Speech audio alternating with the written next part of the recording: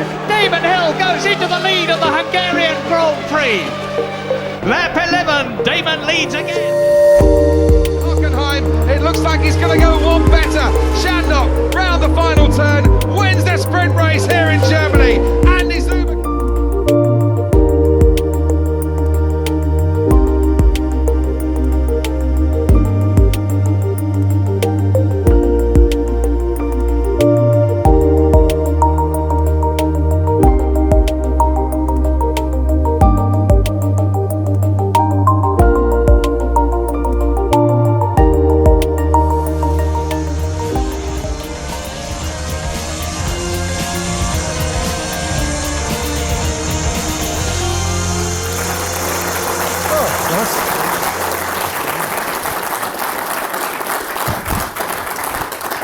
Ladies and gents, a very warm welcome to the IET here in the heart of London.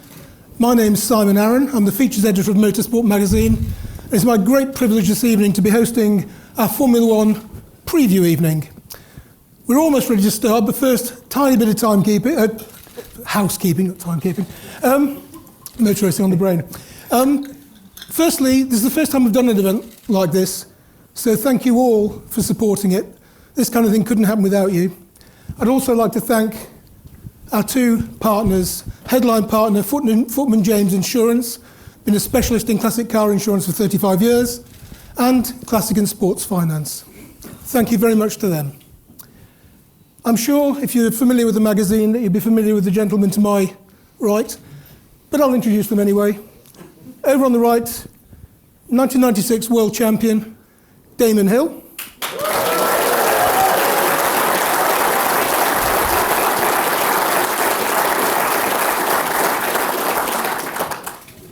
To his left, Karun Chandhok, a lot of racing success in India, Asia, came over to Europe, did well in Formula 3, won GP2 races, and then got into Formula 1 with a car that wasn't quite as quick as his GP2 car, but has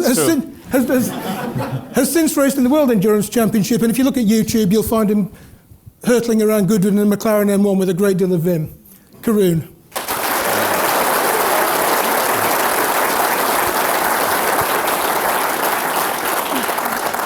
And last but not least, long-standing friend of mine, our Grand Prix editor, Mark Hughes. People sometimes say to me, your mate Hughes, what does he actually know about driving cars? And the answer is actually the answer is if you look at the finalists for the 1980 Jim Russell World Final, there were three of them. Stefan Beloff, who was quite handy, Kiki Mansilla, who actually won it, and Mark was the third one. He's very modest about that, but he does understand the dynamics of driving racing cars. So, warm hand for Mark Hughes.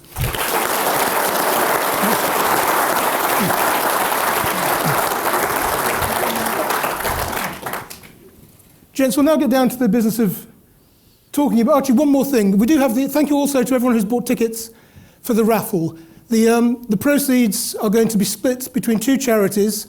One is the Halo Project, which provides support for children with young people with learning difficulties. Damon is a patron. And the other one is VDCT, which provides educational opportunities for underprivileged children in India, and Karun is a patron of that. So your support for that is very, very welcome. Thank you. Right, gentlemen, 2019 Formula One season. Before we start, by way of a little bit of context, Lewis Hamilton going for a sixth title. Looking in from the outside, I got the impression last year, in his 12th Formula One season, that he seemed to be getting better. Mark? Yes, I think he was. Not that he's got faster or anything like that. He's as quick as when he came in. But in the way he's applied himself and in his understanding of himself and of how he can make things happen around him within the team, he's become much better at that over probably the last 2 or 3 years. And also, I think the team environment, once Nico retired and stopped winding him up, he just came into a comfort zone, And I mean, Nico was quite honest about that. He said, absolutely use psychological warfare against him. He said, because otherwise I would have to just rely on my driver. And he said, he's phenomenal. So absolutely, I had to use something. So that disappeared, and they got Valtteri in, who's a very different sort of character and doesn't operate that way. And I think that's played its part as well. He says it has. He says that's played its part in him reaching a different level, because he's not constantly responding to whatever hand grenade Nico's thrown into the driver briefing or whatever. So it's, definitely. He was at his peak last year, I think. And he's 34 now. Damon, your career model's a bit different from Lewis's. Lewis was world champion at 23. You were starting out in junior Formula Ford at 23. Yeah. That model doesn't work anymore, does it? You mean my model? Yes, your model. No. I don't work anymore either. I would not recommend my career path to anybody. I mean, it was off the rails, and then miraculously I ended up in Formula One at the right place at the right time, and with a competitive car. So I hit the ground running when I got that, and things went past very quickly. And before I knew it, I was retired. But Lewis is. I'm going to measure Lewis from this point onwards, because for me, I would have got 5 world championships by the time I was 33 if I'd been in Formula One when I was 23. Yeah, so I think that's going to be interesting to me, watching whether or not he pulls this one off. It looks from testing like the Ferraris are going to be a tougher nut to crack than they were last year. But it looked like this last year, and Mercedes managed to win it. So it's a hell of a carrot, isn't it? 6 world titles just puts you in a very select group, just him and Schumacher, and knocking on the door of equaling Michael's tally. Not forgetting that Sebastian Vettel will be very keen to catch him up and get on 5. You mentioned testing. You two, I know you were watching testing on telly. You two were both there trackside. I presume you both crunched some numbers. We've seen all sorts of stories, most of them suggesting that Ferrari did have an advantage. But from your calculated assessments, how far ahead is Ferrari at the moment? I had a look at some of the race runs, because the problem with the one-lap simulation, qualifying simulations, is it's a bit of a nonsense, really, because they're doing it at different times and different fuels and all sorts. But when you start to dig through the race runs, it's safe to say they're 2 or 3 tenths off the Mercedes at the moment. But it's, there's one thing looking at numbers, because nowadays it's not like in Damon's time where you had a car and the engine and it was fuel loads of weight. Now they've got all the ERS stuff with the electrical energy and deployment. They can change the lap time by 6 tenths just based on the ERS strategies. So you have to be a little bit careful. But, I went out to watch trackside on 3 out of the 8 days. I spent a lot of time wandering around. And I enjoy that because, we go off to all these races around the year, and it's very rare that we actually see a car on track. Most of the time it's spent in the paddock watching it on a screen, just like all of you at home. So it's quite nice to actually watch a car on track. And I love going to testing every year, and I pick the same spots because you can see year on year what it's like. And unquestionably, the Ferrari looked hooked up out on track. It looked effortless. It looked like the drivers were able to drive at 90% and still just deliver a lap time in a metronomic lap after lap way. It just looked easy. There was the odd lap where, I was watching out turn 1 and Leclerc sort of going a bit deep, and you thought, he's going to miss the line there. And the car would step out of line, but he could still pick out throttle, and it came back, and you go, wow, that looks good. That just looks easy to drive. So I do think that they are slightly ahead, but I think Mark and I talked about last year. I think Ferrari had a quicker car, arguably at 11 of the races, and you could say they were equal at 3 or 4. And Mercedes certainly had a quicker car at less races last year. Yet Lewis won the championship with races to spare. So Seb and Ferrari arguably lost it as much as Lewis won it, but Lewis was brilliant last season. Damon gets loads of abuse for being pro-Lewis and all sorts on Twitter, but it's true. When the guy's amazing, you've got to praise him. Being not pro-Lewis, I know that. But yeah, so I do think Ferrari are slightly ahead at this stage. One for all 3 of you. How do you think the dynamic at Ferrari is going to work? Seb hasn't got great previous when he's had a thrusting young teammate put alongside him, Ricciardo in 2014, wasn't his finest season. And last year he seemed to be a bit destabilised by the internal politics of Ferrari.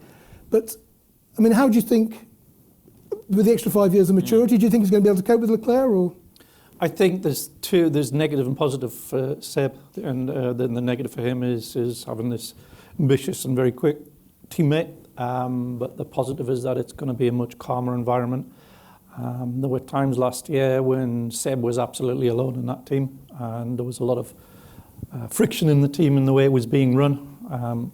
So, you know, you're operating at the outer edges of your ability, and you're having to make split-second decisions. If you're not in a frame of mind where everything's taken care of, you're not going to make as good a decisions as you would. You're not going to be operating at your peak. And I think it's very difficult to decouple Seb's errors like he did. He made lots of errors. But I think it's very difficult to decouple those from the environment in which you're in. And I think it's going to be a much, much better environment. And talking to some of the people in there, they say it's like night and day. It's already like night and day.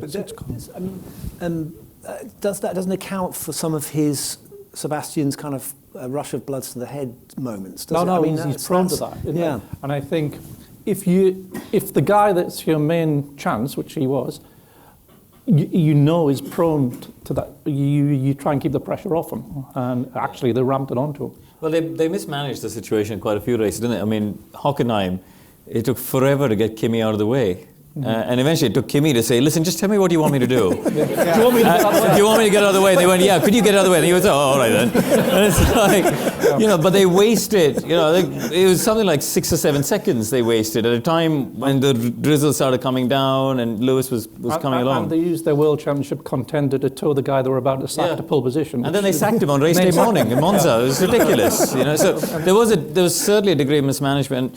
I think just to pick up on where Mark was saying, I think when you look at the race runs, unfortunately Seb's car broke down when he did 2 stints. He only did 31 laps in Barcelona, but at the end of the 31 laps, he was only 0.0.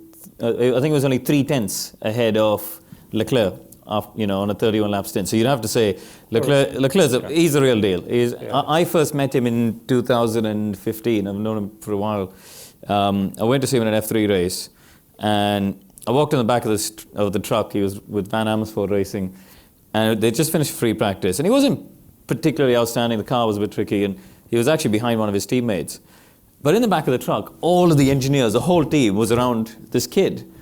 And the other 2 drivers are just sort of standing there, polishing their helmets and getting their kit ready and having a drink. It's like, what's going on? And he managed to sort of pull this whole team around him, and he had this star quality, I think, from a very young age, and he certainly got 17 kind of. Yeah, and clearly he can drive. That's a given.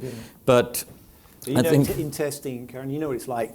If you're an old hand like Sebastian is, even though he's still quite young, you don't show everything you've got, and if you can just keep level with the new guy. Yeah. The new guy will be busting a gut to beat you. You know that. Yeah. And if he can't quite do that, then you've kind of got a bit more in hand. So we'll I think, see. Yeah, you're right. And actually, when you look at the stats last year, one thing that Leclerc clearly will need to work on is qualifying.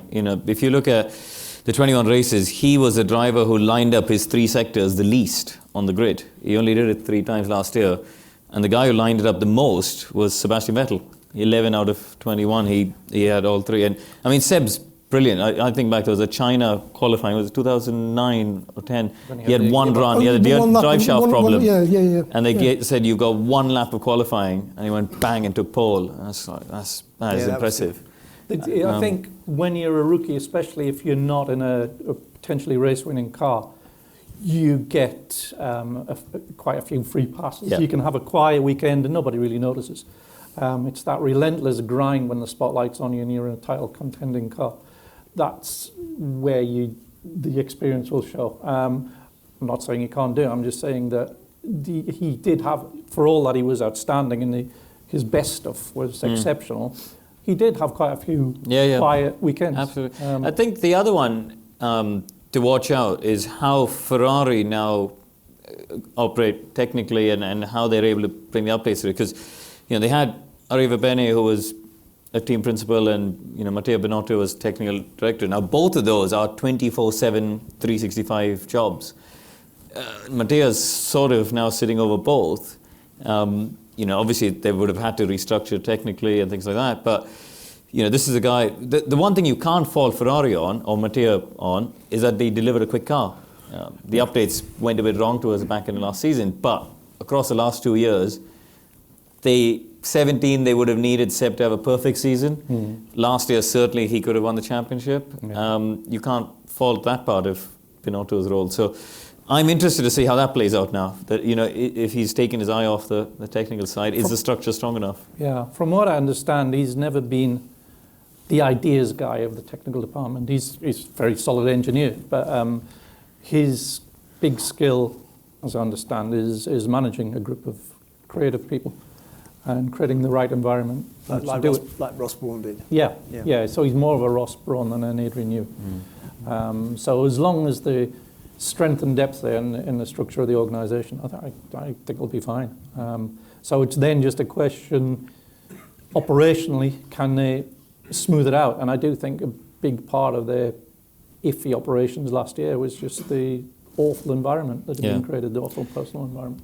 But the personalities are very different, aren't they? I mean, I remember last year, we were all flying back from Mexico, the Grand Prix, and we were all wandering to the plane, and I was chatting with Christian Horner, and there's like the circus was leaving town. You had all the Liberty guys and all the Ferrari, and we're all walking down to this plane. All of a sudden, you hear beep, beep, beep, and this car, the electric buggy is coming along, and it was Maurizio Arrivabene sitting in the front seat, sort of waving as he drove past everybody. And actually behind him was Binotto walking with the other engineers, and he just sort of shook his head as Maurizio drove past. And to me, that was a really interesting moment to actually see the difference in the personalities. And I think, certainly from, again, people I spoke to at the test, they do connect with Matteo on a more human level. So look, he's very much a person that they can talk to more and deal with issues, one-to-one and in a less combative way. Let's move on to Mercedes. Has it sort of, through circumstance, almost become a one-car team? Almost. I know Bottas had some good drives last year, he was quicker at times, but he also had some rotten luck, and it seemed as the year went on and Lewis got stronger, that Valtteri kind of just faded away to a sort of, just not quite quick enough. It was a similar pattern to 17, actually, and you got to the summer break, and then suddenly it became obvious that Lewis was going to be the title contender. And I think in 17 actually informed him at Spa. So look, you're in support now. And I did seem to knock him back, not, just psychologically. And it took him a few races before he wasn't being absolutely pestered by Lewis. So I think when everything's going well for him, he's very quick, super quick. And on those occasions when the car's a little bit unbalanced and Lewis can sometimes be overstriving to try and pull a time out of it that it can't do, you'll quite often find Valtteri ahead because he'll just goes with what he's got. But over a season, it's not structured as a one-car team, but over a season it's just inevitable. That's the level of performance Lewis is bringing, so it becomes that usually by the second half of the season.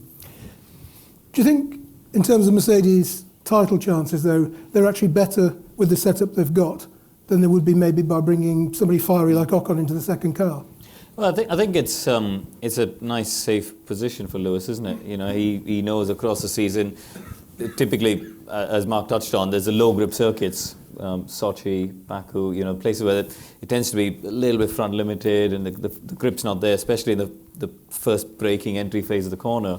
We saw Lewis struggle more, even in 2017 actually, there were more races. Monaco was another one, Mexico, 17 is Mexico, I think Lewis in 18 sort of, got rid of some of those low weekends. But across the season, he's still ahead. And ultimately, yes, Valtteri should have won 4 races. Well, should have won three arguably 4 last season. But his teammate won 11 and the World Championship. And it can't be easy for Valtteri. I mean, David, you're better placed to talk about this, but, Valtteri's up against the best driver in his generation. Damon had Prost, Senna and Mansell all as teammates in 3 years. that was just for starters. Yeah. Those were the first 3 years of his career, so it's a pretty... it can't be easy. Wait, how hard is it being in one of the best cars in Formula One? I think Valtteri is very pleased to be where he is, and he knows he's got a great opportunity. But you're right, every driver thinks that the other driver is beatable, and when you come up against someone who's as good as Lewis Hamilton, you can't beat them. It does become a little bit baffling, and we've seen so many drivers come unstuck when they were teammates to Michael Schumacher, and people who thought themselves to be front-running drivers, and then they just couldn't seem to overcome this guy, and it does crush you eventually. That's the worry, is that Valtteri will become, he's got to make a decision. Either he, Ross Brawn was used to say to people who are with Michael, just say, well, just settle for second place. And, like Eddie, Eddie Irvine yeah. had he came out of it very happy, didn't he? He made a ton of money, accepted he was number 2, and lived a really happy life. Yeah, instead of whereas Rubens was pretty miserable, wasn't he, at the end of it, because he kept trying to beat Michael. And he did do sometimes. He did, and Massa did quite a good job occasionally too. Yeah. So all these guys are beatable. I always believe that they're all beatable. But I wouldn't like to be in a team with a teammate who was unbeatable, because I think that would make me feel a bit anxious. I never found out how I would have matched up to Ayrton. I mean, he pretty much thrashed me in all the 3 races I was in with him. But I got to within 3/10. And the way I looked at it was Gerhard was sometimes, was about 2/10, 3/10 off Ayrton. I thought, if I can do better than Gerhard, then that would be good. But anyway, we never got to find out. But it's also a journey as well, isn't it? It seems like a trite thing to say, but someone like Valtteri Bottas, he's got to get his head round where he is, the opportunity he has, and to do better than he did do last year, because he actually didn't shine, I don't think, last year, and that's what we're looking for, a little bit of a flash of brilliance somewhere. He's got Ocon hanging over his head, isn't he, for that seat? Of course he is, and that's the awful uncomfortable thing. He knows his time is limited unless he does something brilliant, and I think that's a lot of people talked about Stoffel Van Dorn and what a great driver. He never did anything that made you think, wow, and even if Magnussen or someone like that, they're up and down, even Grosjean, they're up and down drivers, but every now and then they do something you go, wow, that was good, and you need one of those moments, or 2 or 3, 4. So I take it that the general feeling is that Mercedes and Ferrari, in whichever order they happen to be, are still a step ahead of everyone else. I think Red Bull are definitely closer to Mercedes. What was really encouraging was they did 8 days at Barcelona. Can I just ask, have you got any spare room in your head for any more data? No, I put all of it in an Excel file now, or several Excel files, which I tried to talk. And then he sends it to us. Well, I sent it to you, exactly. I got another email, and he's done all his homework. Oh my God! I tried to talk Lazenby through it this morning at breakfast. He just tucked into his bacon roll again. He gave up. Sorry, please continue. No, I think the Red Bull across the 8 days, Gasly had a couple of shunts, which meant that we didn't see them do a full race distance. We didn't get to see them do the performance runs, but they didn't have any Honda issues on the 8 days, and neither did Toro Rosso, I don't think. So, that tells you a story that clearly they're in quite a good place in terms of reliability, at least of that. They feel really, the mood in the camp is much more buoyant. It's small things like, they say when the Gasly had a shunt and they were changing all the stuff on the back end, previously they'd sort of be told, we'll get the turbo off that one and we get this bit off this one. We sort of combine this to make the power unit package for the next day. Whereas Honda went, just get rid of all that. We'll just stick a new one in of everything. and for them it's like, wow, they're a proper works team now with backing. And I think I have a bit of a soft spot for that team. I think they're a really good race team. If you take away the whole thing of they're funded by a drinks company and all the rest of it, and that's edgy side of it.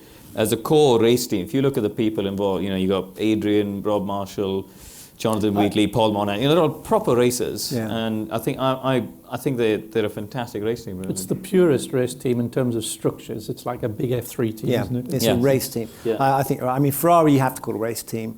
Mercedes are a car manufacturer who are in it for the kudos that comes with it. But I agree. I think Red Bull are there because they love. I mean, the guy doesn't have to sponsor them. He loves racing.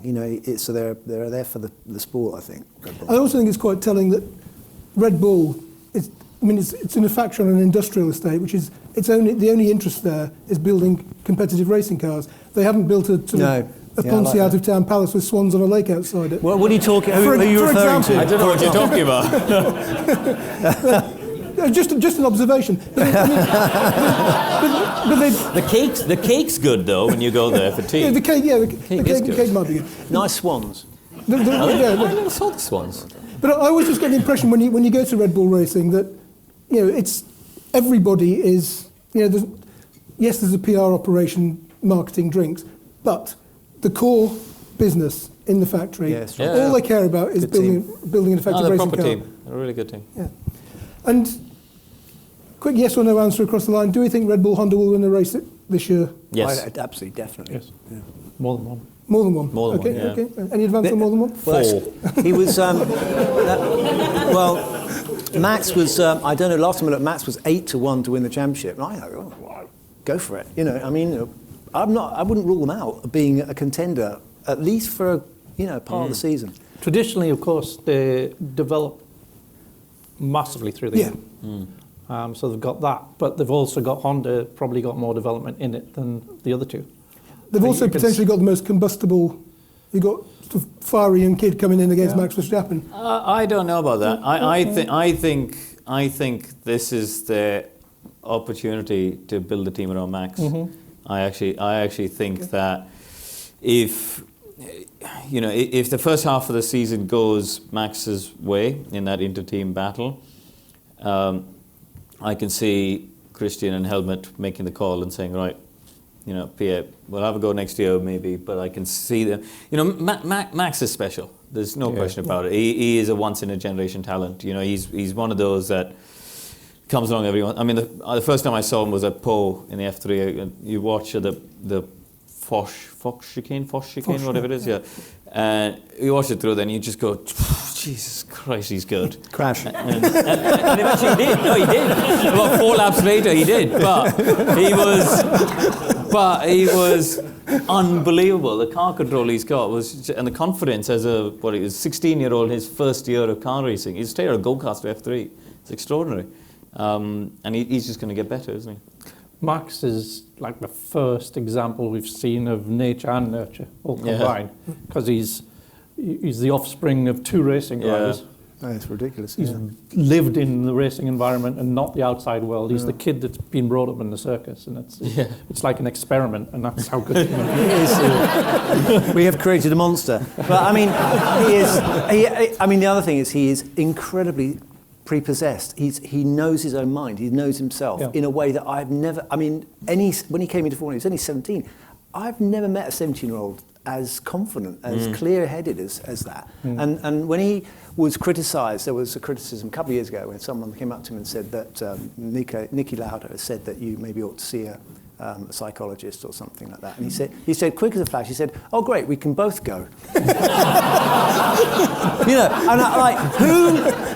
And I would never have been cheeky to Niki Lauda when I came into F1. He was a god. I would never see him. But he was like that, and Villeneuve had a go at him, and he sprung back with a pretty biting comment. And don't mess with him. He's sharp as a pin. And also, the other thing that struck me was how physically strong he was. He'd come on a go-kart to F3, and you're normally looking at these sort of scrawny teenagers who could barely hang on a steering wheel for a 25-minute race. And I went and shook his hand. I went, he's just not, he's a brute. You have seen his father, haven't you? The hours that he did in that go-kart, in the shifter kart, where you're just, it is physically very, very demanding. I think Jos just sent him out there, pounding around these circuits for lap after lap after lap, and he's just gotten so strong. He's got nothing else on his mind either. I talked to Jos about it, and he's saying that this was when he was at Toro Rosso. And he said, he goes over to the simulator Red Bull and spends all day on that, flies home, then gets in his own simulator in his bedroom and does a comparison to see how the two simulators compare. Could be asked. It's comparing simulators. The other thing that he won one of the races last year, I can't remember, and somebody on the podium said, "So you're going to party tonight?" He said, "No, I'm going home because I'm babysitting for a friend or something like that." And he's already got to the point where he kind of goes, "This is exhausting enough, and I know I need to keep my energy, and I'm not just going to piss it away." Or but I think there were two races for me that stood out that told me he's now reaching a level of maturity where he's ready to be a championship contender if the car's ready. Because early on in the season he was all over the shop, but then he had this bit of a switch when we got to Canada. I remember watching FP1 at the last chicane. I like going there in the first free practice because you start to see it's a green track, you've got the big curbs, who are the drivers who are already attacking the curves, getting close to the wall. And I thought, this would be good to watch Max through here.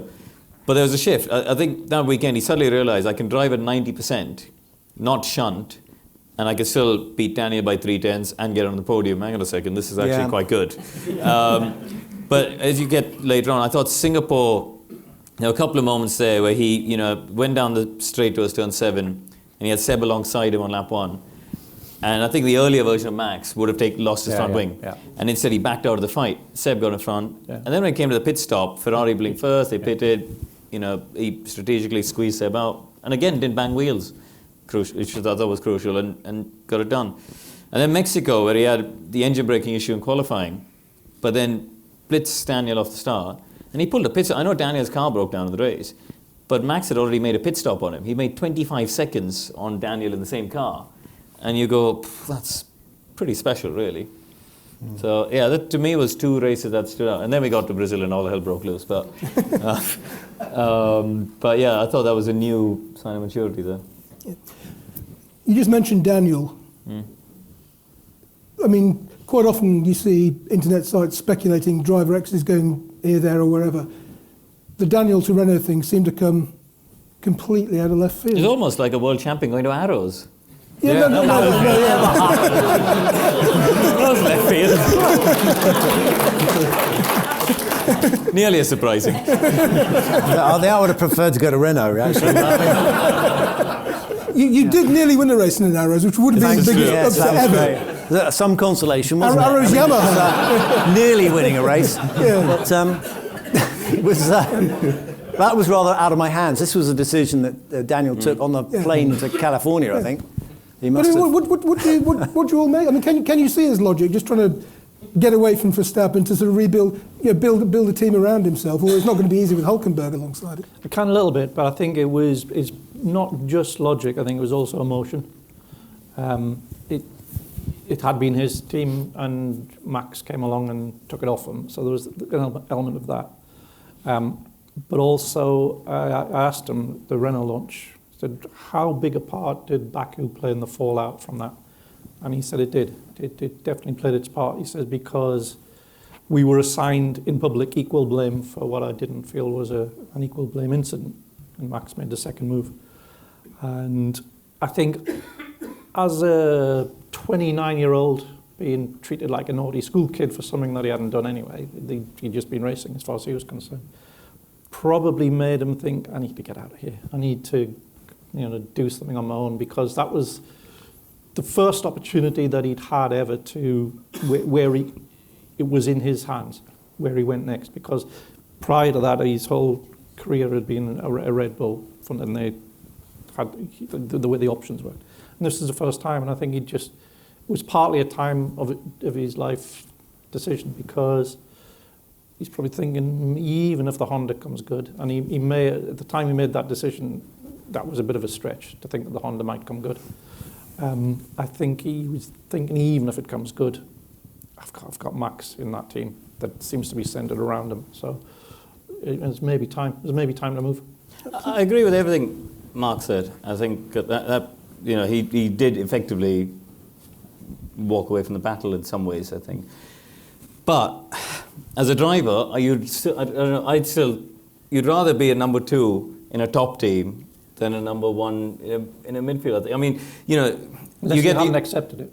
Sorry? Unless you haven't accepted it. You're not ready to accept it. Yeah, because if you're in a top team, you'd still win the odd Grand Prix, and there could be a year where the car suits you better than your teammate, and then you become the championship contender. I don't know. It's a really difficult thing, isn't it? I mean, I don't know how many drivers, and you probably know this more than I do, how many drivers would have walked away from a top 3 team that hasn't won a race since 2012, really, in its various names.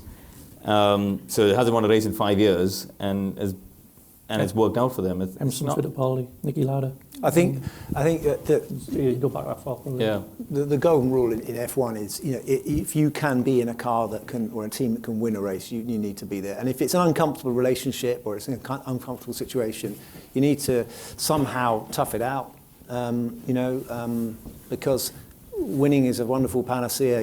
It'll happen. You'll win a race, and things can change. I mean, look at Theresa May, she's still there. Doesn't matter how bad it gets, she's still there. This is why you should follow him on social media. Damon's randomness is brilliant. Utterly brilliant. If we could move on to Amber Rudd. Actually, he tweeted about her the other day. Don't. We're not going. So, these are motorsport fans. We're not talking about the other things. You started it. Nico Hülkenberg, brilliant junior career, won at every single level, gets into Formula One, pole position first season, still hasn't had a podium. How do you think he's going to stack up against Danny?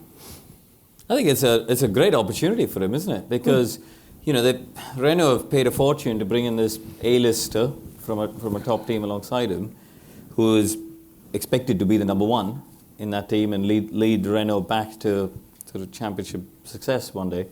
From Nico's standpoint, he's well entrenched in there. He knows the team. They know him. They respect each other very well. If he beats Daniel, his stock just goes up. And if he doesn't, then he was anyway in some way meant to be the number 2, I think. How much do you think the weight thing the rule change has helped it?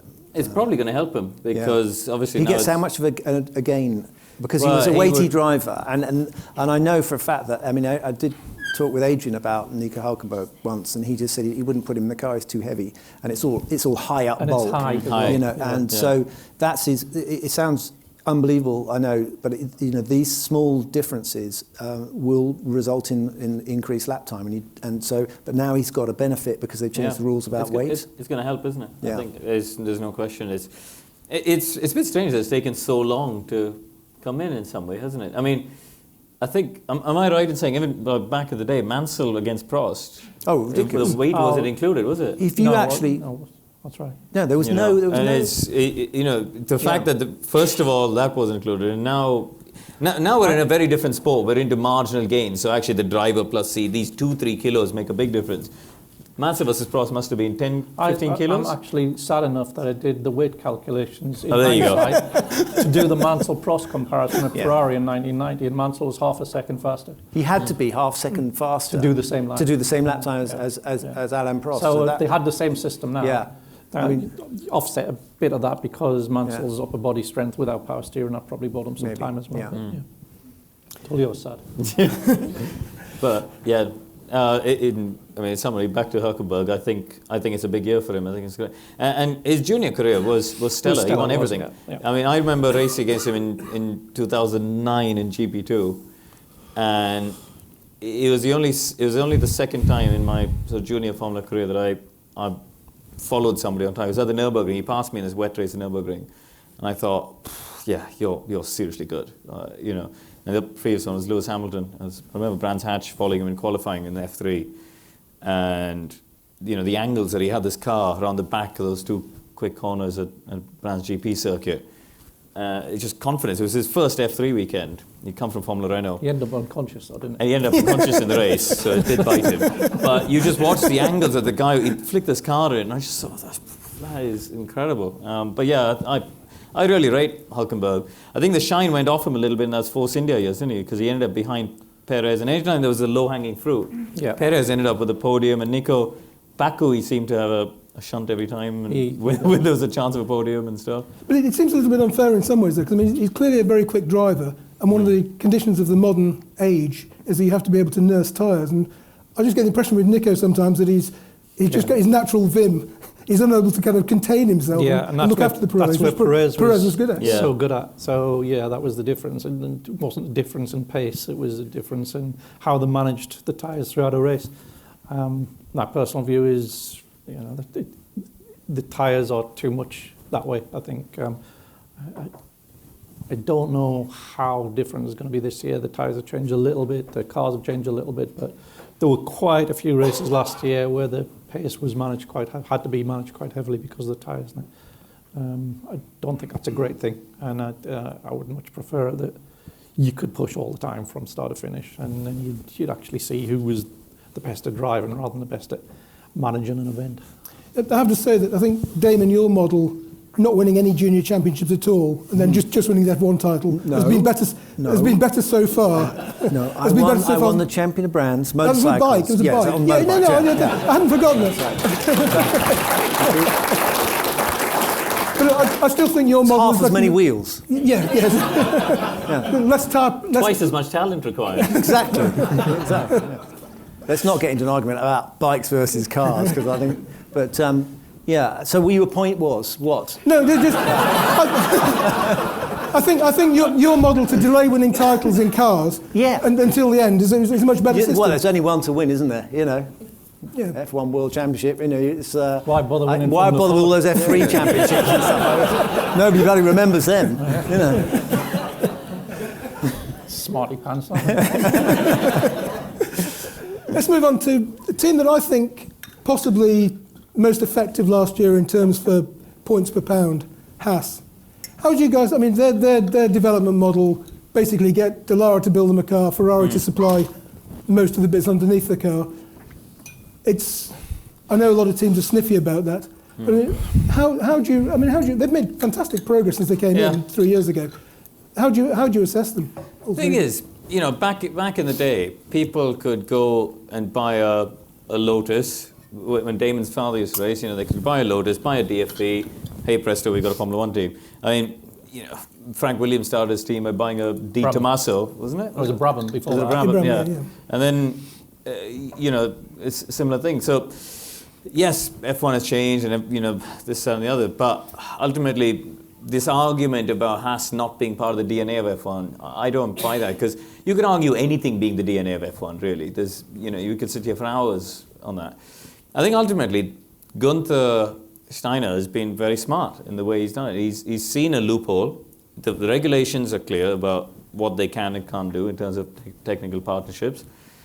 I think he's been very opportunistic, and he's been smart, and he went and did the deal with Ferrari and Dallara, and they, within 2 years, they were able to produce the fourth fastest car on the grid. They had reliability issues, and the drivers shunted a lot in lap 1 and all that, but when you look at the averages, they had the fourth fastest car on the grid last year. Yeah. And in testing last week, from what I saw, arguably, I put money on them being the fourth fastest car in Melbourne next weekend. So what is their deal, Karun? Because I don't quite understand. They get help, technical help from. They use the Ferrari wind tunnel. The car is built by Dallara. The model is developed in the Ferrari wind tunnel, with aerodynamicists seconded from Ferrari, but not on Ferrari's own program. They then complete the car and they hand it over to the Dallara to build, and then those guys then go back to working for Ferrari. But the powertrain as well, they get all of the obviously the entire engine, gearbox, so that's cooling systems, rear suspension, all of that. That's the same as Racing Point with Mercedes. They've got no option to do it. Or Toro Rosso and Red Bull. Yeah, but they push the envelope. Yeah, but it's not outside the regs. It's the perfectly legal. They don't have to design the car, and they don't have to build it. Yeah. So they can operate on less money. Yeah, they operate as a race team. So they're 220 people. 220, I think it is now. And the next smallest. So the thing is, a team like that, if you had that as a model, I mean, basically everyone's copying the leader, aren't they? They're following the leader. You'd buy from the best. It means they can never win. They're never going to beat Ferrari. But as a pound, to come back to Simon's original question about pound for pound, by spending less money than a McLaren or a Williams or Renault, even they're finishing ahead. So you know, if you look at it as a business model, Yeah. for what you're spending versus what you get back in the prize money and sponsorship and all that, Yeah. it's a more viable business model, really. Which really kind of renders people like Williams and McLaren, you know, that they're carrying a massive burden, aren't they? They're in a weird place, aren't they? Because they're the only two. I think that's something that they're looking at for the regulation for 2021 onwards. I think they're looking at just bringing it a little bit back from the Haas model. It's felt to be a bit too extreme. Yeah. And what about the drivers? I always feel that in a parallel universe somewhere, Romain Grosjean and Kevin Magnussen are bare-knuckle fighters. Because they are both. I mean, neither of them takes any nonsense, do they? No, he seems to get in the way a lot of free practice, doesn't he, Kevin? A lot. Kevin, to me, looked like somebody looking for a fight all the time. As soon as practice starts, he wants to fight. And he's very tough in battles. I mean, you wouldn't want to go wheel to wheel with him. He will just bang you out the way. You not even think about it. But I don't think he's as quick as Romain. Romain, at his peak, is brilliantly fast. But those three words are the key, though, isn't it? Yeah, at his peak. But you just don't know what Romain you're going to get. You might get the idiot, and then next time you've got, But he's had this. He's gone and seen a sports psychologist, hasn't he? Yeah, he's very open. But he about did that in the Renault days as well. Yeah, Lotus he's never stopped days. doing that since. I don't think it's a new thing. It's just it seems to have become a story of the winter. But he seemed to be more consistent last year, towards the end of the season. When he made the breakthrough, Yeah. but I mean, in the first half. Up to Ricciardo, he was terrible. I mean, Haas were actively looking to replace him, weren't they? I thought he lost at the British Grand Prix. I thought he was gone. Yeah. But he gathered. I think the score after Ricciardo was something like 8-1 in Magnussen's favour.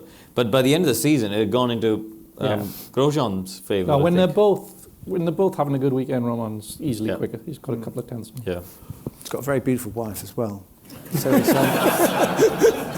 he's obviously doing something right. More randomness.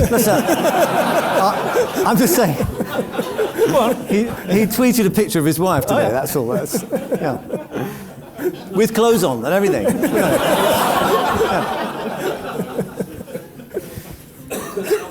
I think you could follow that up. Should we go? Anyway. Basic question: what the hell's going on at Williams? They've been getting through technical directors like most people get through cornflakes. I mean, packets of cornflakes. It's changing all the time, and they've gone from being third in the Constructors' World Championship in 2015 to last now. It's been a very rapid descent. It would never have happened in Frank Williams and Patrick Head's day. What's happened?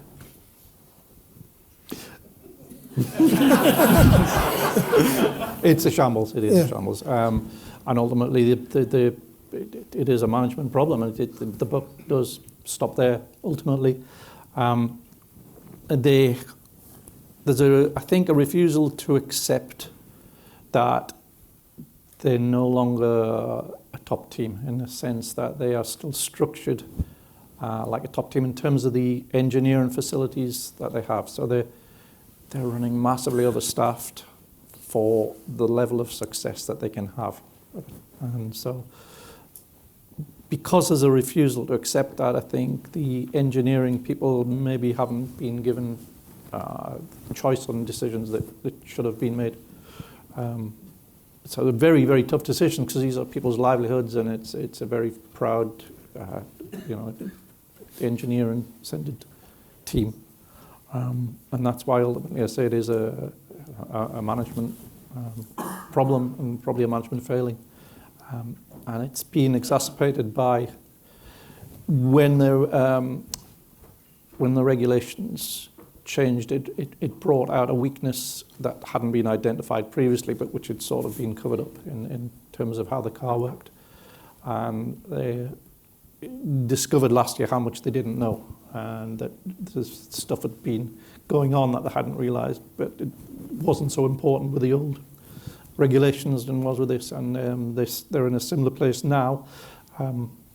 Robert's saying the car's not actually as bad as last year's in terms of how it drives, and that it is you drive it to the balance of the car, but drastically lacking in downforce, and the gap between in Barcelona between where they were and the penultimate car was probably as big or bigger than the gap between the penultimate car and the fastest car. That's how far off they are.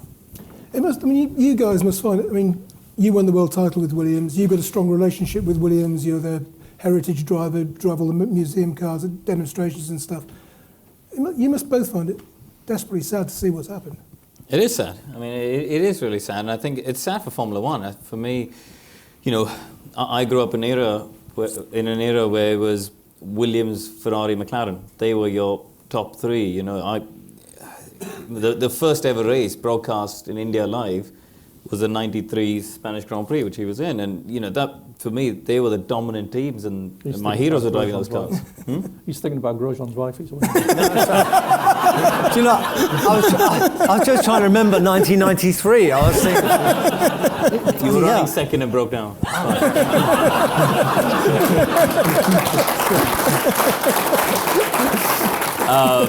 But the car, you know, it is sad, and I think it's important for F1, for McLaren and Williams to be successful. They've got great fan bases around the world. I think they've got a great history, and so yeah, it is sad. What the answer is, what the solution is, I think it's multi-layered, isn't it? I think what is really upsetting about the current situation is that you could have, you know, you can see this coming. You could have seen it coming ages ago. They've gone off the rails. They refuse to acknowledge that the world has moved on, and they don't know what to do about it. They've got what has to be now. They have to look at their management and say, okay, well, what are we not seeing here? What are we not getting? We're not getting something. We're missing a bit of the picture, and I think a lot of us have looked at Williams and gone, okay, well, you're going, you know, you're taking the wrong path, and it's been going that way for years. And I think that year after year, I don't know how they're going to carry on with cars that don't compete.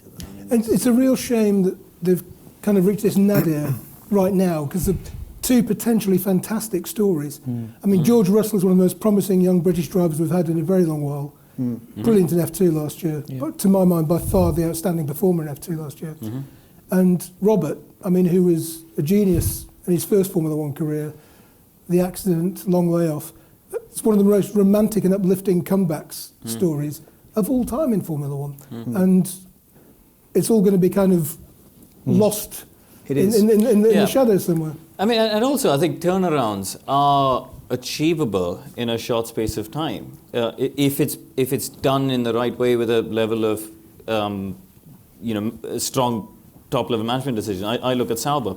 You know, they went from being, you know, the car in 2016 was this big, bulky, overweight, you know, absolutely dead last car. Sounds a bit like me. And then, you know, Fred Vasseur has gone in there and gone, right, that Honda contract we've signed, right, tear that up. We're not ready for it. We can't cope with that. We can't make the gearbox for it. We can't do that. Right, Ferrari, let's talk. What deal can we do? You know, he's gone in there, and Brazil last year, they genuinely had the fourth fastest car. They qualified 7th and 8th. They got Kimi in there. They got a top driver who, I think Ferrari did the right decision to replace him with Leclerc. But equally, I think Sauber will benefit hugely from a guy who's finished on podiums, you know, had a pole position and won a race last year. He's come with a great deal of top level experience. So, you know, turnarounds are possible in a short space of time, but it starts from the top, doesn't it? I was going to say Vassar's a racer, isn't it? Yeah, yeah. He's come up through the whole racing. He understands what makes a team work. And he's hard as well. Like he goes in there and he takes no prisoners. You know, I've known Fred for years when he was running his ART team, and he's a tough cookie. But maybe that's what you need in F1. And that's what, you know, with Williams. You know, Frank and Patrick were racers. And they, you know, sadly they got old and they've moved on and stuff, and it needs someone back in there. And I mean, I think Zach Brown is a bit of a racer as well. You know, he's put a bit of the zip back into. I think Seidel will be good. Andreas Seidel, who they've hired from Porsche. He, you know, Weber talks very highly of him from the days they had a Porsche. So I think he'd be good for McLaren. Well, you brought the subject up. I mean, do you see McLaren turning the corner, heading back in the right direction? I mean, clearly they're not going to be running right at the front this year, but do you see them moving back in the right direction in the season ahead? I think let's wait and see. Their testing runs seem to confuse a little bit. You know, there's a lot of good headlines, but when you start to dig through, you kind of go, well, they're in the midfield battle. I think the back end of last year they'd sort of given up on that car. They'd fallen away from it. You know, there were races where they were behind Williams, in fact, and I think with the genius of Fernando Alonso behind the wheel. You know, they're going to be missing Alonso on a Sunday in particular. You know, that's We all are. 3/10, isn't it? I thought it was great. 3/10 on a Sunday and great team radio entertainment and all the rest of it. So yeah, I think McLaren will miss that relentless push they got from Fernando on a Sunday. I think we'll be back to respectability. Yeah. Just midfield, solid performances to give a foundation, and you've got Andres Seidel coming in from Barcelona, I think, and you've got new technical director James Key, who we're expecting to see from Bahrain onwards. So they're the new people to take it forward. So that really they're in a holding pattern, and it's just to stop them getting on that cycle that Williams have been in for a while. They're still quite top. You know, I look at it and from the outside, you look at the structures and they still look quite top heavy. You know, you look at Red Bull and Mercedes or Ferrari, for example. You know, you got Toto sitting there, and you got James Allison heading the technical side, but it's basically there's one bloke. You know, Nicky unfortunately is unwell at the moment, but he's more a consultant. Same with Red Bull. You got Helmut and Christian, but then Adrian and his technical team. But at McLaren, you've got Zach, Gilles, Jonathan Neal, now Andreas Seidel. You sort of got four people up at the top, and so it's a very different structure in some way. It's always been a bit like that, McLaren, even when it was successful, hasn't it? It always had big structures and matrix management, and but yeah, it is. I don't think that's going to spoil. I think Zach's probably going to be a bit more hands off and concentrate on getting them into America and all that. But and I think it'll be Seidel's job to run it from day-to-day running. Do you think Carlos Sainz is the right kind of driver to lead the McLaren recovery? I mean, he's shown great flashes of promise from time to time, but Red Bull's got lots of data and didn't seem bothered about letting him go. He's not. I don't think he's a driver of Alonso's stature, obviously, but he's a very quick driver, and he's capable of some very, very impressive performances. And I think for a team at the level that they're at, they were over-endowed last year. You couldn't reasonably have expected to have somebody as good as Alonso. It was a bonus that they did. Well, they finished sixth in the Constructors' Championship with the ninth fastest car. Yeah, exactly. And that was Alonso. Yeah. When was the difference? When was the last time McLaren didn't have a world champion in their team? Didn't? Yeah.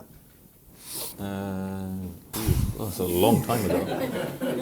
Well, it's because there was a time when... well, Montoya and Kimi, I suppose, because Kimi hadn't yet won it at that point. But he was a future world champion, wasn't he? Yeah, we didn't know that then. No, that's true. That's true. It's a valid argument, yeah. It doesn't work like that. You've got, I mean, so there you go. Kimi and who was it? Oh no. Well, then if you look at that, then actually, I suppose Lewis became world champion in 2008. Yeah. No, but yeah. So Lewis and Kovalainen. Yeah, it was 2008, wasn't it? There you go. That's your answer. So yeah, a decade. But the last time they had a driver who wouldn't become world champion at some point, it's probably back in the early 80s. But they were what's he in De Cesaris? Maybe, I don't know. It could be. My point being that neither Carlos Sainz or Lando Norris are world champions. So the power they have, the influence they have as drivers in the team is not quite as great as it was when your argument's going to be destroyed if Lando Norris wins a world championship. It is, yes, it is, absolutely. 10 years' time. Yeah. That's a good point, well made. Then you're going to be embarrassed for now. Yes, I will, yeah. And that'll be on YouTube, won't it? So I'll be, yeah. We haven't got... one thing, I completely hashed up the introduction by not mentioning that we're gabbling for about an hour or so, then we're having a Q&A, so it'll be your turn to ask sensible questions. And that's going to be coming up in 3 or 4 minutes, so we've got time for a bit more first. Alfa Romeo, does Kimi still belong in F1, and how's that thing going to work this year, do you think? I think I will give my opinion on that. I think he deserves to be in F1. I think Alfa will benefit from it.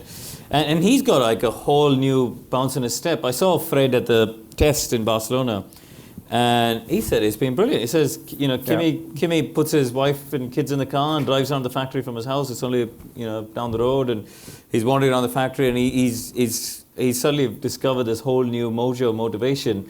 In fact, Giovinazzi was telling me as well. He says it's unbelievable how much he's pushing the team, and he's really been proactive in trying to drive the team forward. I think they're all a bit surprised, really, but he's relishing this role, and they look at him as a clear number one, and he's relishing it. I think he'd come down a little bit from the level where he was a world championship level of driver. I think Ferrari, could only use him as a support driver. So in that sense, it was time.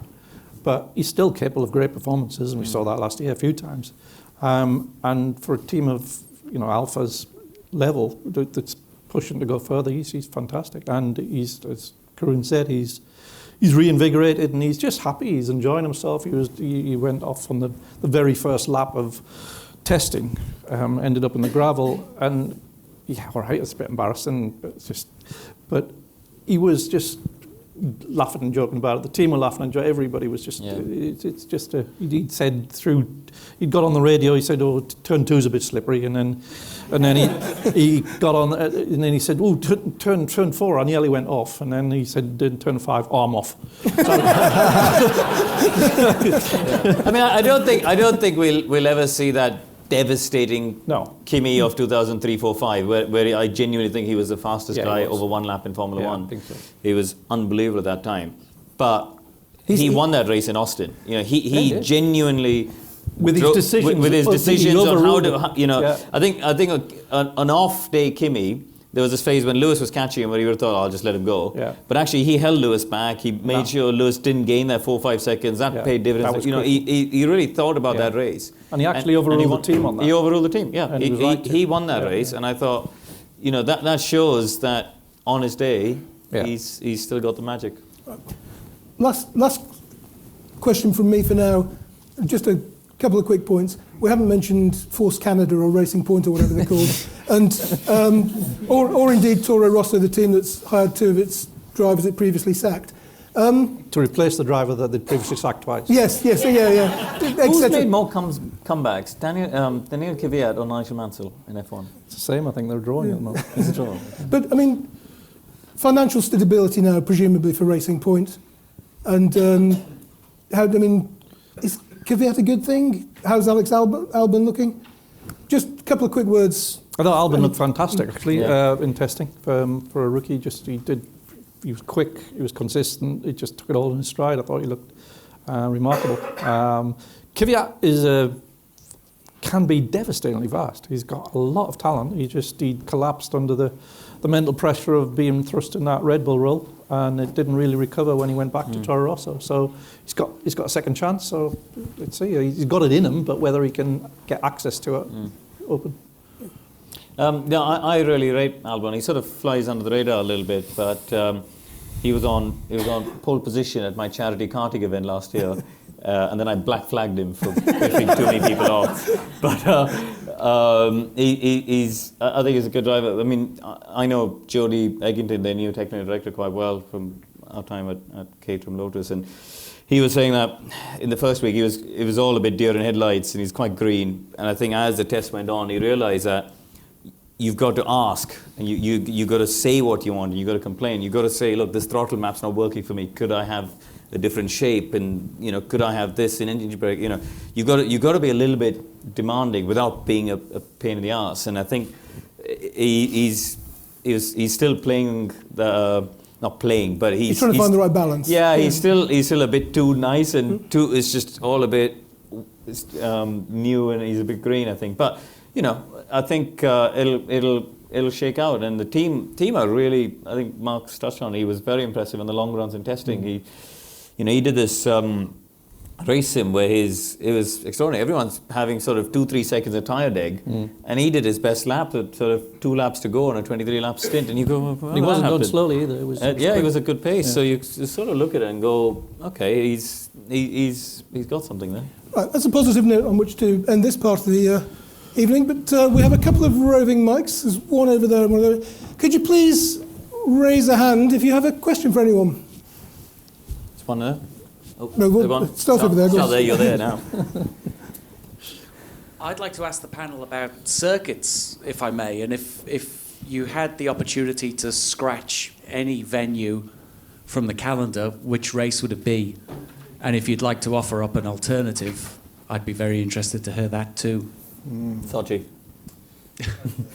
I think as a track, it's just never produces good racing. It's a dull one-stopper. We had that one moment with Lewis and Seb coming out of the pits last year, but I think as a layout, it's not great. Which one would you put back? Have a second race at Interlagos. That's good. Have a second race at Interlagos. One or two that's end of good. the year. Long Beach. I think Long Beach. Yeah, but I don't know about overtaking at Long Beach though. I don't care. I just want to go Long Beach. Let me have a think and come back to you. But I think, yeah. For me, I wouldn't want to lose Barcelona because it's a great venue, but I don't like the track. I think I'd it's one agree. of the dullest tracks we go to, and it creates very boring racing because of the long corners and the reliance on downforce to do a lap time. So everyone just spreads out. They can't get close. They can't race. So and they ruined it by taking out that last corner. I know it was dangerous, but it was quite a good corner. The sport's supposed to be dangerous, isn't it? Well, it's To a not degree. supposed to be dangerous. It is. There is a risk to it. There is risk, hazards. There's a question, gentleman there in the black I t-shirt. should probably say I should reinstate the Indian Grand Prix, really, shouldn't I? I just thought of that. I've got a question regarding the over the 8 days of testing. The Mercedes, certainly on the exterior, changed greatly. With, I think, in week 2, from one thing that I read, about 1,000 extra parts being put on the car, which were obviously unable to be developed in such a short time. In washing to out washing, front wings, etc. Do you think that shows a uncertainty in the design of their car, or is it that they are very certain about what they're doing and they're trying different things and they're not too worried about the lap times at this point? It was a pre-planned thing. So they had a launch spec car and what was originally going to be a Melbourne upgrade, and so everything's determined by where you were at in the wind tunnel. And they decided that the launch car and the test car would be wherever they were at in the tunnel by the end of November. They would build that up, and then they would continue working in the wind tunnel for a further few weeks to give them good, a big performance upgrade. That was the idea. And they finished that ahead of schedule, so instead of debuting at Melbourne, it debuted in the second week of testing. The lead times on these things are so long. It wouldn't have been made over the weekend. So that was the first week car was just the safe spec, and the second week was pretty much what they'll race at Melbourne. Okay, some more. Hello, I've got a question for you. With the increasing importance of simulators nowadays, there's a couple of questions I'd like to know. One is, how much are they used? How many hours are played out on a simulator? And do they use more than one driver to do that stuff? And do you see a pathway into Formula One for people from the gaming industry, kids at home who are particularly skillful?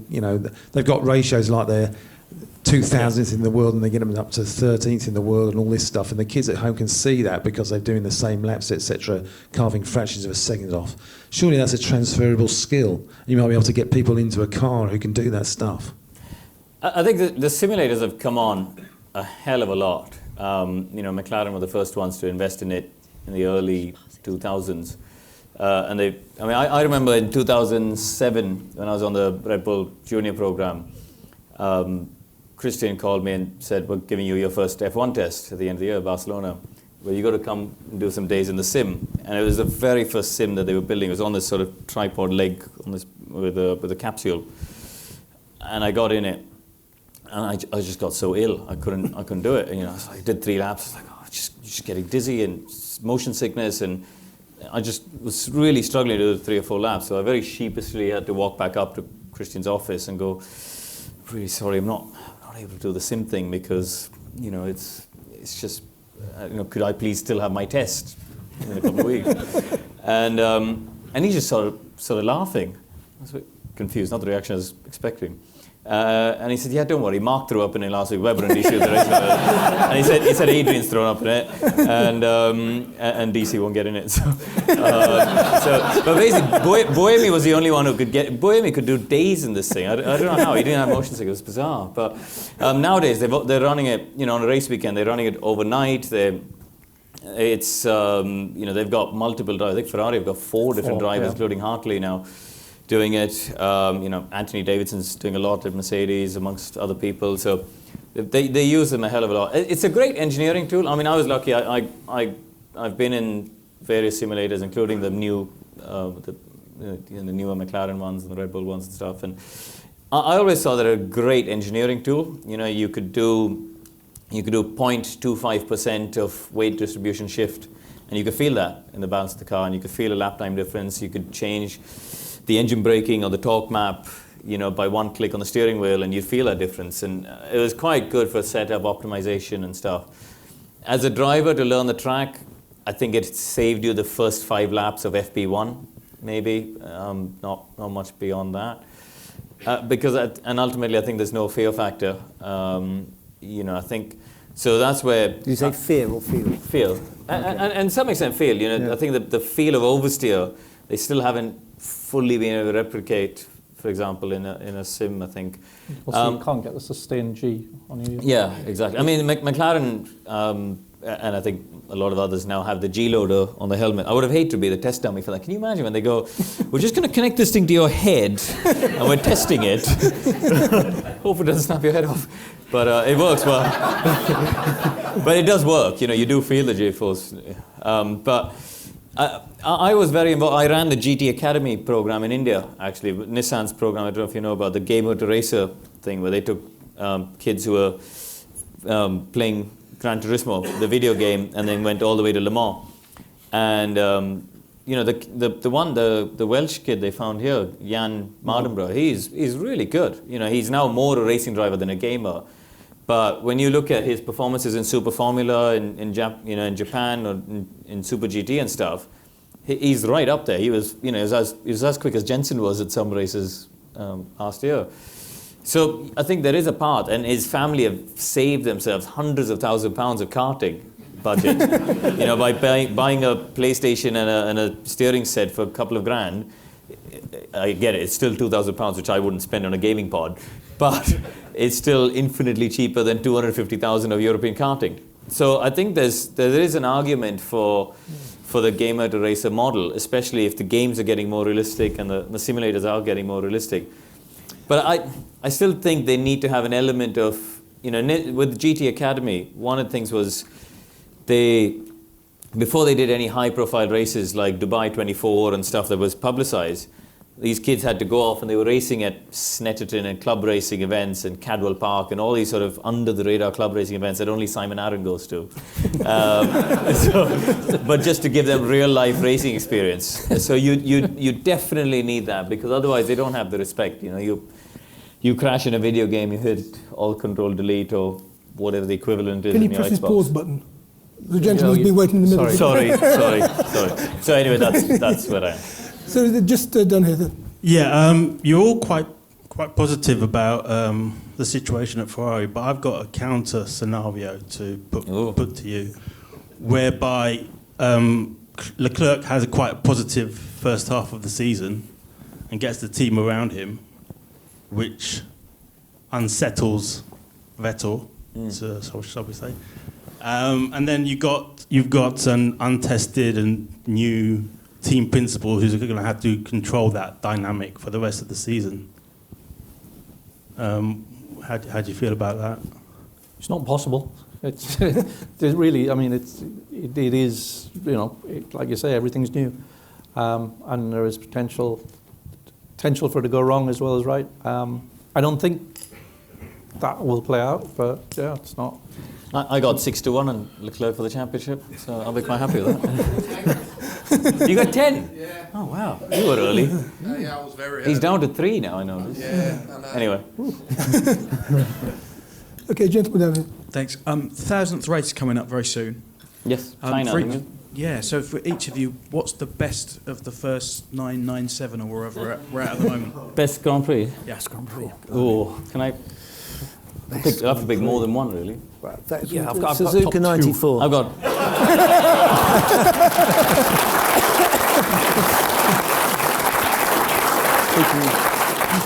Personally, my personal opinion, that of course. It's got. There's a few. For sheer drama, I thought 2008 Brazil, the championship clincher, and 97 Jerez, was lots of drama there in that one. 2005 Japan was a mega race with Kimi and Fernando coming through. Yeah, I can't pick one of those. It's one of those. There was probably one three. about 1955, but we don't know Probably about didn't know about it. It's not on telly, so we can't. I mean, It's either 2005 Japan, as you mentioned, which was just a sensational Grand Prix. You had the 3 greatest drivers in the world coming from the back to the front, while the guy leading seemed to be unaware of it. And, he just used it. And it all happened, and you had On the last lap. Alonso going around the outside of Michael at 130R at 208 miles an hour, Yeah. putting a wheel on the grass to pass. Was it Fissy that he passed? it might have been. He had to No, pass Fissy finished second, No, he didn't he? finished second. So Yeah. it was, It wasn't Fissy, no. Whatever. and then Kimi doing the pass on the last lap. So that's probably the best Grand Prix Yeah. I've ever witnessed. But I don't know, I've still got a soft spot for France 79 with Villeneuve and Arnoux battling for second. It's just It was sensational. 5 years before I was born. 6 years before I was born. Of the ones I covered, I think Japan 2005, as everything Mark said, plus just the most fabulous track. If I could pick one from history that I'd like to have attended, it would be the 1935 Oh, jeez. German Grand Prix. That's before the World Championship. Yes, I know. It was still a Grand Prix. Just to see a 7 or 8 year old Alfa Romeo beat the Silver Arrows in New Valari's hands. Was the microphone? Who's got the microphone? Okay, far away. My question's about the aerodynamic changes for this season to improve overtaking, ostensibly. In a press interview, Lewis was asked, did he think it was going to make a big difference to the overtaking? And he actually came back with the response that he didn't understand that that's why the regulations had changed. Do you think that was a genuine response from Lewis, that he really doesn't take any notice and just drives the wheels off the bloody car that they give him? Or is it that he doesn't think it's going to make any difference? But I don't think it's going to make much difference. I don't know what Lewis's thoughts were, if I'm honest, because I didn't hear what he said. I didn't see that interview. But I think, it's a stopgap, isn't it? 2021 is the big change. I think they're trying to get a bit of data and a bit of direction for where they want to go with 2021. I think there's been a lot of more hype about how this could potentially make a difference than the difference will actually be when we... And we can't judge it on Melbourne, frankly, because it's a terrible track for overtaking anyway. We got to judge it on the first 4 races, but from everything we've seen, I don't think there's going to be a huge difference. The way somebody that's on that, the research group for these changes, the 19 changes, described it was he didn't think it would make a great deal of difference, but had we just left it, it would have been a lot worse. So it's that sort of level of difference, but as Karun said, it's going in a direction that the 21 regs will be much more extreme. Not sure it's worth the 15 million that the teams think they've had to spend on top, I think, though. like you say, it's partly to collect data to feed into the process for 2021. And talking to Ross the other night, he's very, very excited by it. And he said what they have at the moment is massively better than what we have right now. What they have for 21 as the model for the 2021 car when they're processing it in CFD in tunnels. He said it looks fantastic. So we might be onto something. Okay, just to change subject back to the drivers. If you look at the 50s and the 60s, possibly into the 70s as well, drivers would drive lots of cars. They'd be in sports cars. I mean, if anybody's been to one of the Goodwood revivals and seen, the cars that Phil Hill drove or Graham Hill drove or whatever, yes. And I just wonder whether the sport itself and whether the drivers themselves have lost something as a result of this over-specialisation. I think it's really good to drive different things. I love going to Goodwood to drive all these different types of cars that I've, there was one year we all rocked up and drove Austin A35s. And last year I drove this utterly terrifying Can-Am McLaren around there. But you learn something, and I think you grow and you develop as a driver. There was a year I was doing sports cars and Formula E and jumping in between the two. And it was really interesting because actually some of the stuff you learn on driving efficiently in Formula E meant that my fuel consumption at Le Mans was better than my teammates. There's stuff that I think you learn from, and I've just been reading David Tremaine's book about his Jim Clark book, which is it's a fantastic book and an insight into obviously your dad's era. This is just mad. The stuff they used to drive every single week. I think you do develop as a driver for sure. And also the quality of the equipment in those days was much more basic. I think if young drivers coming up now, they drive cars that are so highly developed, there's hardly anything wrong with them at all. And so they're talking about very nuanced things when they're learning to adapt their style. And I'm not sure they get outside of the envelope much. That's the thing. I drove a footwork, which was an appalling piece of, it was dangerous, quite frankly, and I had to drive the wheels off it to get it anywhere. And you find out what you can do when you've got a bad car, I think that's probably quite rare these days for drivers to on the Formula One ladder to get to drive what is technically known as a piece of crap. but also I think it's Damon's brought an interesting point. I think it's a shame that they don't get to drive different types as well. He'll go nameless, but for example at Heritage we took a 1990 Williams with a 6-speed manual car to Goodwood one year, the festival, and there was a young driver that they were looking at for the future. He was racing F2 at the time, and they thought, let him do a little bit of promo stuff, and we'll see how he gets on with all the marketing and things like that. And he basically refused to drive the car because he said, I can't drive a manual. He says, I just don't enjoy driving a manual gearbox, so I don't think I can do it, and I don't want to do it. Well, it just blew me away. And then I realised he's actually never raced a manual gearbox car, which Lando wouldn't have, I guess. When Lance Stroll was doing a bit of driver coaching, being coached, he was already a Formula One driver by this time. The coach had to spend the first morning of the session teaching him how to heel and toe because he'd never had to do that because he'd always had a pedal. And that's just what you do as a 17-year-old when you... But that's the thing. I mean, driving that Can-Am car, you're going third to fourth is like that, and it's just, it's hilarious. But I think it's so it gets your brain cells working. But I think also to come back to your point, pause button. We're starting to run out of time slightly. There's a gentleman over here who's got the. Thanks. Thank you very much. I brought a photograph taken by my stepfather that I thought might interest Damon. And I wonder if we could have a bit of nostalgic randomness about it, please. Oh, would you mind signing it, Damon? Oh, right. For a charity event tomorrow.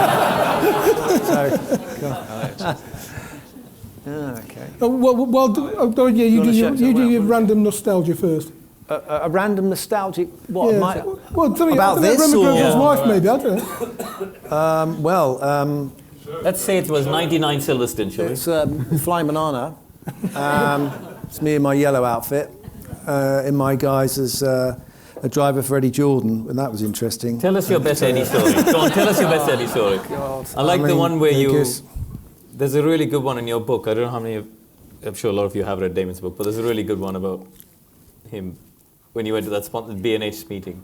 Yeah, I don't remember that one, but I'll tell you what I'll do is I'll tell you a story about, which I was thinking about when you were talking about testing. Go on. And it was that the idea that Albon was not confident that he could actually told the engineers what he wanted from the car, and he was a bit overawed by and excited about his Formula One debut. Well, my first run in a Williams, I had a run at Silverstone, and Patrick was there, and so I'm very, very excited. It was my first proper run in the new Williams FW14, I think it was, a newie car, and so out I went, did a few laps. I came in, and Patrick stuck his microphone. He didn't need a microphone, actually, but anyway, he plugged in and went, "So, what do you think of it, Damon?" I said, "It's fantastic." And he went, "We're looking for a bit more than that, actually."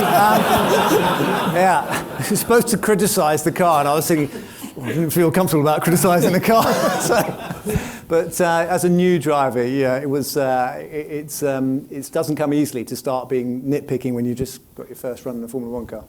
Okay, just to be clear, that has nothing to do with that picture, that story. Nothing to do with it at all. Well, you said random, right? Yeah. We are now pretty much out of time, so question over on my left will be the last one. So a short question and a long answer, probably. Mark touched on his article today. Ferrari, heritage payment, yes or no? Ferrari what? Should they get heritage payment, and how much? Like the proportion at the minute is very controversial. We're not getting involved in that discussion at all. Next, it's way above our heads. We're not going to fix the problem. That's the point. Yes, I have. It's identical. It's identical to Red Bull. It is. I defy you to tell the difference if you're blindfolded, which I don't know what that means. But hey. Okay. Have you got another story? No, I was just saying. Did you want to substitute since we ducked that question? No, well, we are now. I'm afraid we are now out of time. But, ladies and gentlemen, once again, thank you so much for participating tonight. Thank you again to Footman James Classic Car Insurance, in business for 35 years, and also to Classic and Sports Finance for helping us make this possible. We have got to do a raffle. Somebody needs to bring the raffle tickets down to the stage. Oh, yes.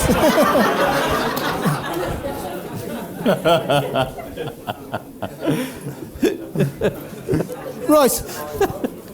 As I say, the proceeds for this are going to be split between the Halo project and VDCT in India. Damon's picking the winner. I'm picking the winner, Mark. Yeah, okay. Just one. Just one. Oh. And the winner is... Oh, look at that. Name's on the back. Oh, on the back. Right. Oh. It's number 2, Victoria Basley. Is Victoria... Some of these have been sold online. Ah, Victoria.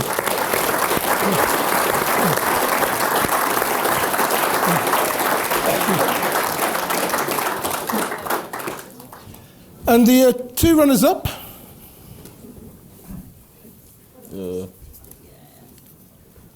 Craig Chapman.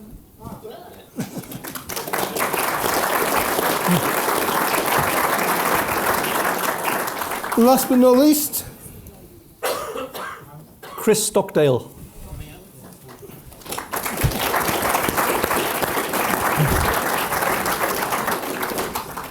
Ladies and gents, that wraps things up. Thanks ever so much to our partners, to all of you for coming, and please, a warm hand for our panel, Damon, Karun, Mark.